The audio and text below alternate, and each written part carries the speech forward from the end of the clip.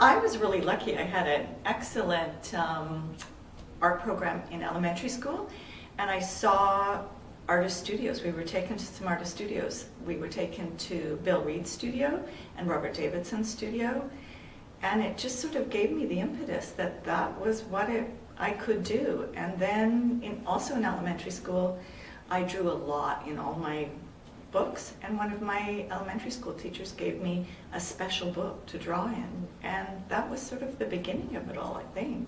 That's really what it was about. I just couldn't imagine not doing it.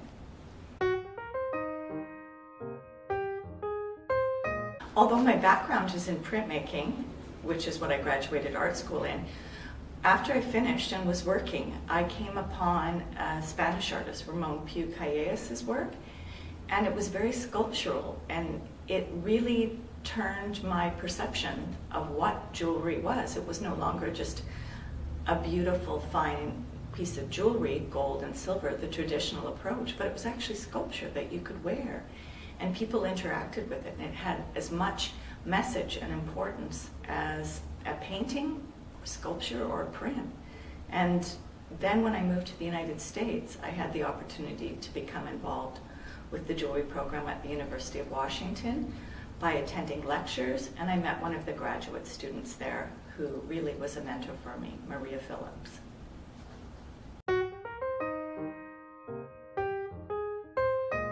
My first exhibition probably would have been as a student at art school.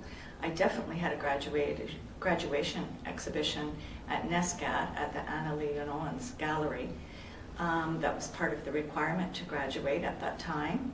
And I've had a number, and my first solo exhibition was at the Ferry Building in West Vancouver.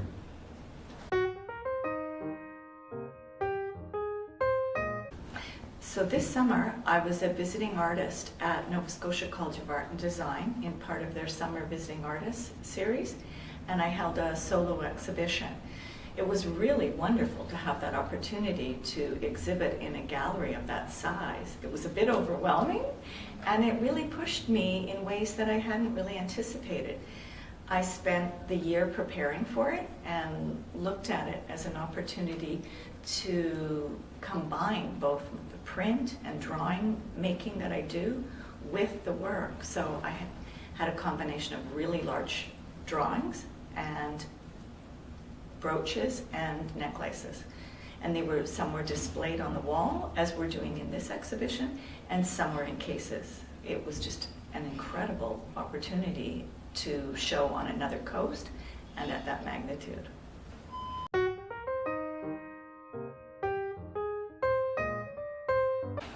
So the work, my brooches in this series are really little vignettes of moments in my daily life. So on my driveway, I walk down the driveway every morning to open our gate to go out to my studio, and on the driveway in the fall, it's covered with these soft, long needles from a pine tree. And they're just like, sometimes I stop at least 10 or 15 times with my phone taking pictures because they're just so mesmerizing. So in these pieces, I really want you to be pulled into that same small little special world that I have in those moments.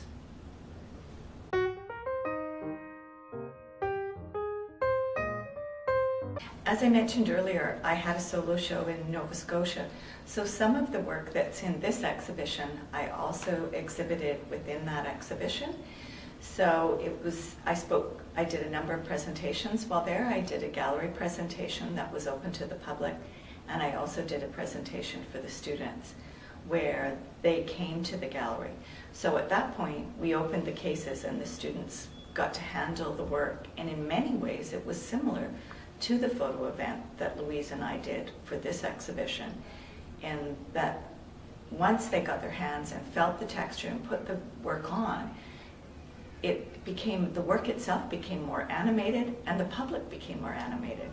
I really think it's an important aspect of jewelry, that part of getting it on the body. Seeing it off the body as an object is first and foremost important, but once it's on the body, it becomes animated. And it was so much fun seeing the other people touching the work on their friends, it really becomes a form of public art then.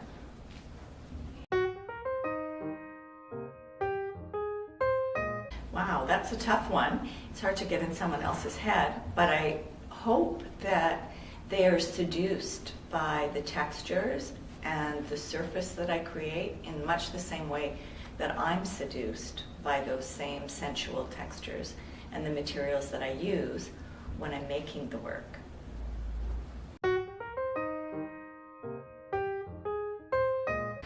I love being on the water. I spend a lot of time on the water. I'm an avid sailor and kayaker, but mostly gardening. I'm a fanatical gardener. I have a huge garden and love plants. So if I'm not gardening, I'm at a plant store buying more plants for the garden. I love to cook and I love entertaining and I love going to exhibitions as well. Well, I have a fairly busy fall. I'm in an anniversary show with one of the galleries that I exhibit with regularly, Noël Gamarche in Montreal, so I'm working towards that, as well as an exhibition with Vijeri Jewelry Art Gallery, which is in Seattle. Louise and I are also looking for other venues to continue the work that we're doing. We'd like to expand on the dialogue and keep it growing. I'm also very involved with the Vancouver Metal Arts Association, so I'm doing some volunteer work with that as well. So I've got a full fall going.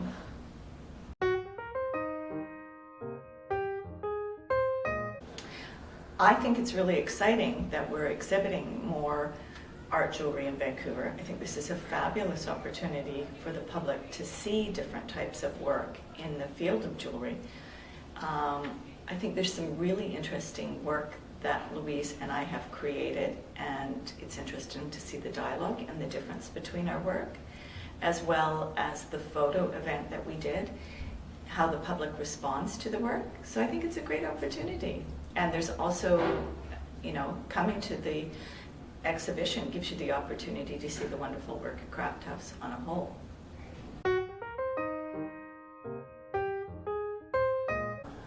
I'd really like to encourage you to come and see the work. I'm very excited to be showing with Louise Perron. I think her work is quite fabulous. The difference between the two colors and surfaces is so exciting and sensuous. You'll love it.